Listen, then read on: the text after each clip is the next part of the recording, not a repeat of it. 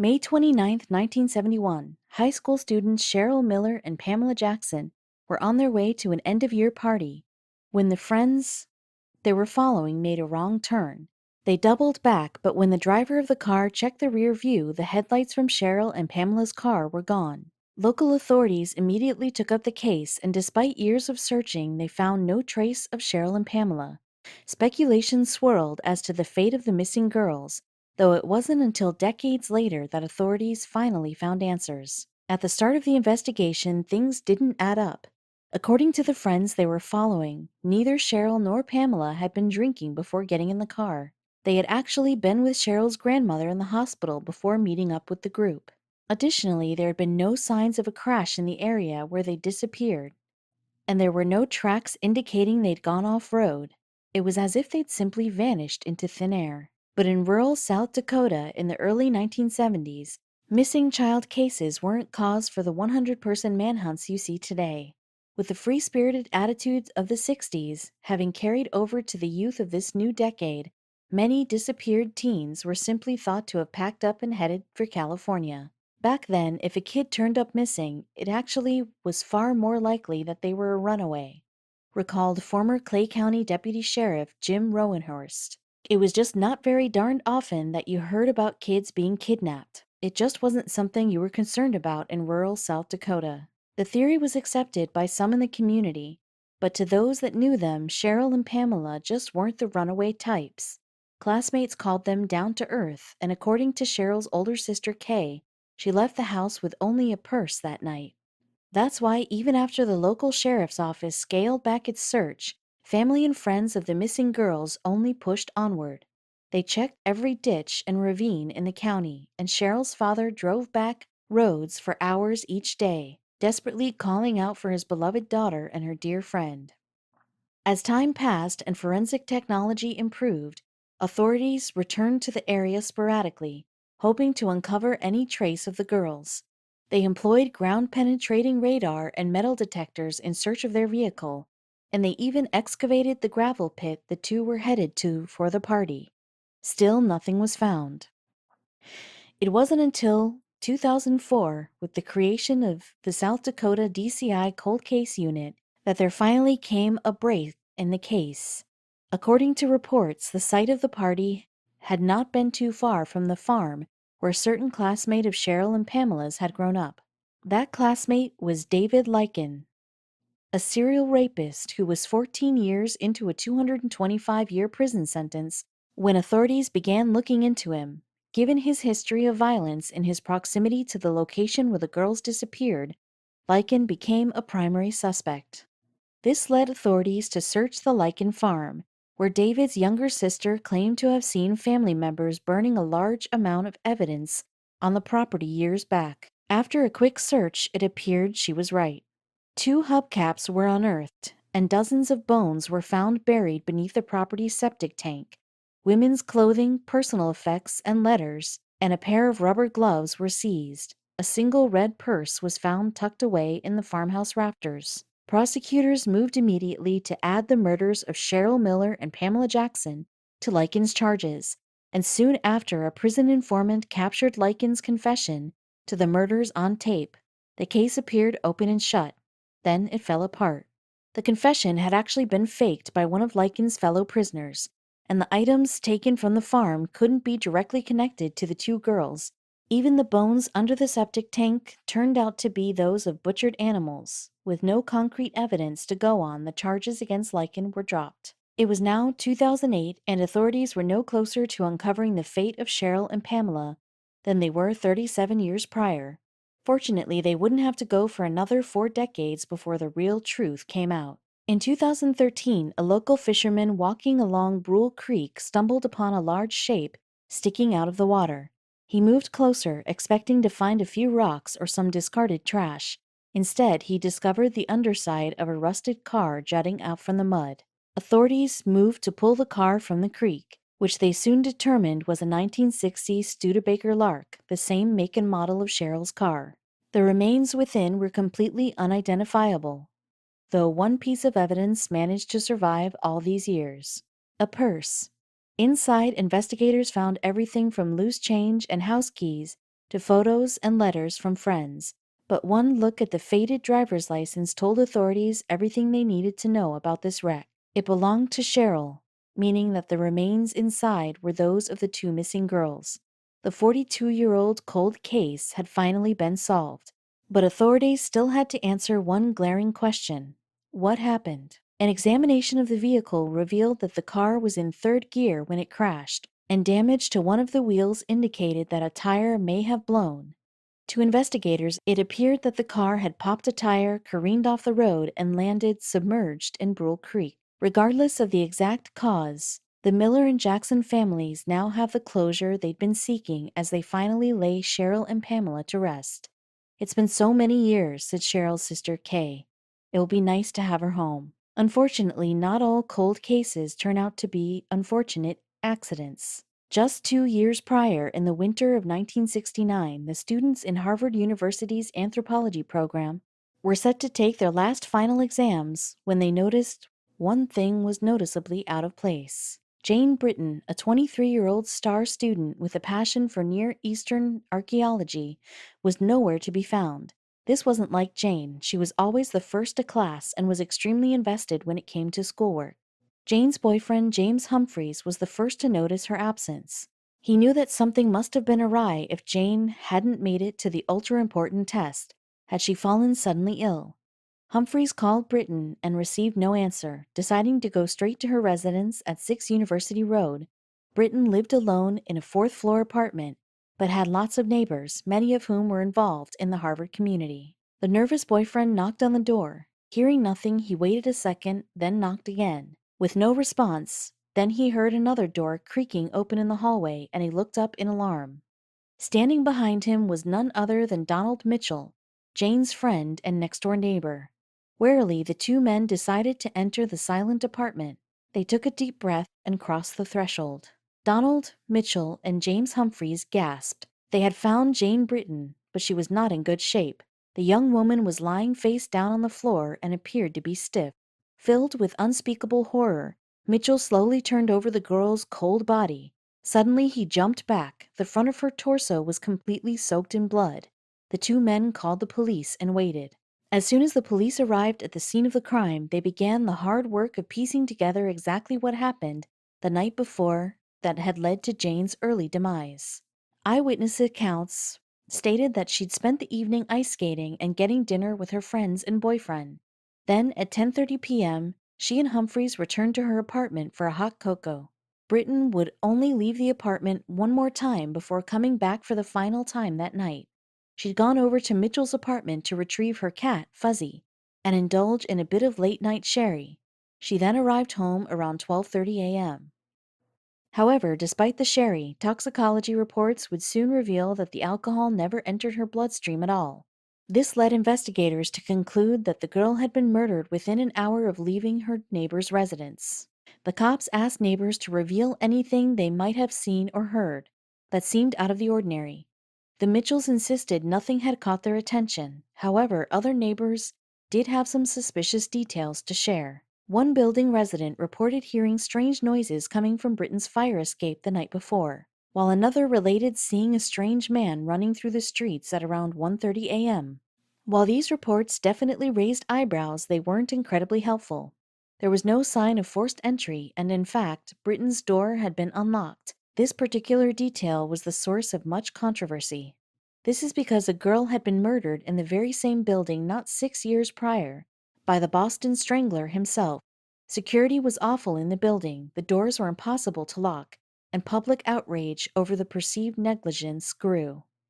Although it found that Britton had been sexually assaulted, semen was found at the crime scene. Back in the 1960s, investigators didn't have the technology necessary to connect the sample to a specific perpetrator. The investigation kicked off with law enforcement training a lens on those in her community, specifically students in her anthropology department who she'd gone on a recent school-related trip to Iran with. One of the reasons for this was that red ochre, a clay-like substance used in ancient Persian burial rituals, had been found on the body. Detectives assumed the killer must have had intimate knowledge of Iranian culture.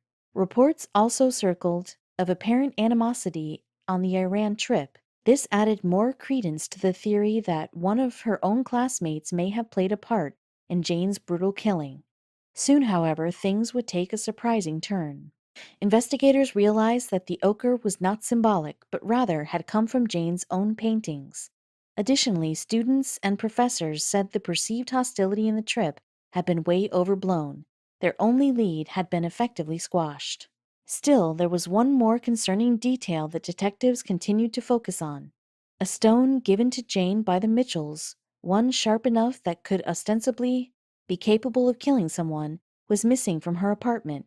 Was this the murder weapon? A mere 2 days after her body was found, the Cambridge police chief came out with a decisive announcement. First off, they'd found the sharp rock in question, and secondly, they were closing the case to the public until further notice. The blackout of information didn't stop people from speculating, though. Some said that given how well liked Jane was in her community, the murderer had to have been a stranger. Others thought about it a bit differently. Some people claimed that Jane was a little too friendly and sometimes hung out with the countercultural crowd, the hangers-on and acid heads, who you would not call young, wholesome Harvard and Radcliffe types. An anonymous source close to Britain remarked, "Rampant rumors persisted while evidence dwindled. Without any concrete facts to go off of, speculation could only go so far. Eventually, the case stopped progressing completely. Jane's mother died in 1978 and her father in 2002, both going to their grave not knowing what had happened to their little girl. Decades passed and the world slowly seemed to forget about Jane. Then, in 2017, things took a decidedly dramatic turn when multiple requests from the public to reopen the case were finally granted. Finally, a half-century after Jane was found dead in her apartment, the semen samples recovered from the crime scene were tested. By this point, the technology was advanced enough that results could connect them with a suspect, and that's exactly what happened. The semen was consistent with a man named Michael Sumter. He was a convicted rapist and murderer, and his rap sheet undoubtedly fit the bill of someone who would commit such an unspeakable crime. There was one slight issue, though.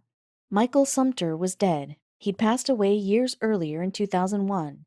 In order to confirm him as the killer, they used the next best thing, his brother's DNA. Sure enough, it was a match. After all these years, the truth was finally out.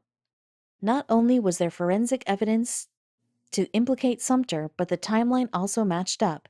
He'd been working less than a mile away from Jane's residence during the time of her death. To make things even more tragic, Sumter had assaulted another woman in the same neighborhood 3 years after Jane's death.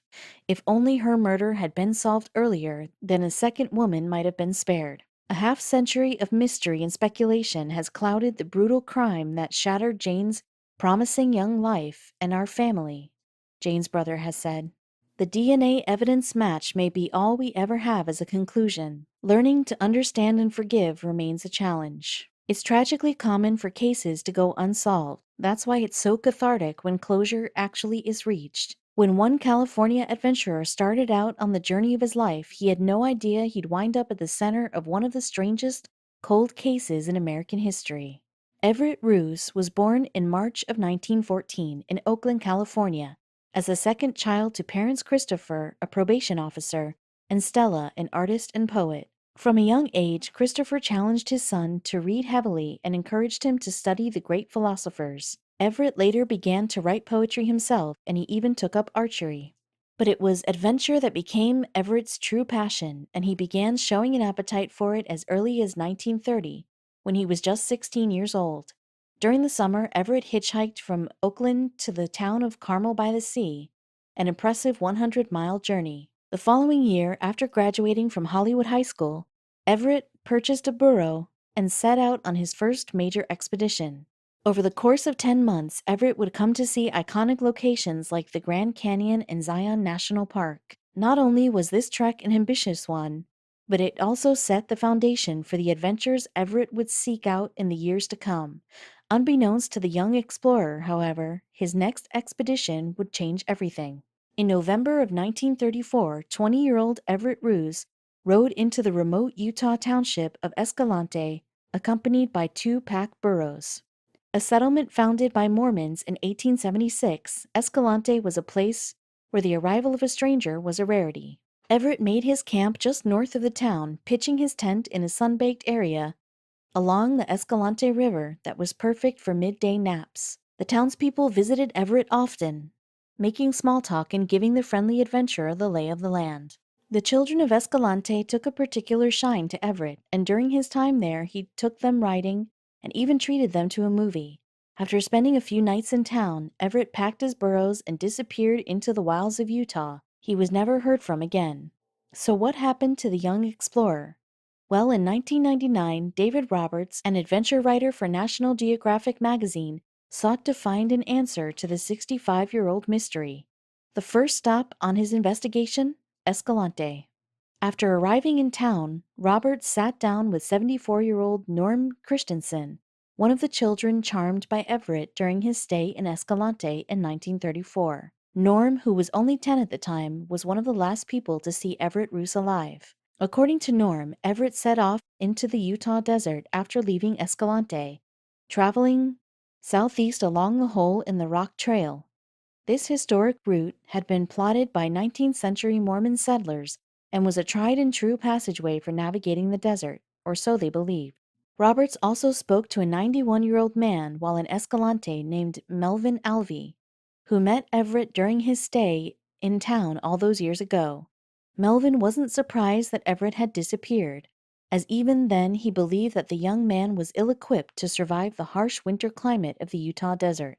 However, historical reports show that Everett was still alive at least a week after leaving Escalante, having traveled 50 miles through the desert. We know that he came across 2 shepherds and some cattlemen, but after that, he simply vanished. Despite Everett's disappearance, red flags weren't raised until almost 3 months later. This wasn't out of the ordinary, though, as Everett had sent a letter to his family weeks earlier, saying that his journey would likely prevent him from communicating for a month or 2. But when the letters Christopher and Stella sent to Marble Canyon, Arizona, the place where Everett was expected to reemerge into civilization, were returned unopened, they quickly grew concerned. After contacting the postmistress, a search party was dispatched from Escalante in March of 1935. Eventually, the same 2 shepherds that had crossed paths with Roos the previous November stumbled upon an old campsite in a steep-sided canyon known as Davis Gulch. Although Everett's burros were found alive, albeit severely malnourished, there was no sign of the young explorer, his diary, or his camping gear. While no traces of Roos were found, it was widely believed that he was murdered while trekking through the desert. More specifically, the group of cattlemen who were the last to see him alive were the supposed culprits behind Everett's disappearance. In fact, Norm Christensen revealed that one of the cattlemen, a man by the name of Keith Riddle, had confessed to Everett's murder. However, Riddle died in 1984, and no definitive evidence was ever found that pinned him to the crime. But in 2008, 74 years after Everett's disappearance, a tip from a Navajo who claimed to have witnessed Everett's murder led a man named Danny Belson to the skeletal remains of a body at Comb Ridge. The bones, found in a crevice 60 miles from Everett's last camp, were tested against the DNA of Everett's nieces and nephews. It was a match. Heartbreakingly, however, it was later discovered that the DNA test had been botched and that the Comb Ridge remains belonged to a Native American. And so, the truth behind Everett Roos's disappearance still remains a mystery to this day.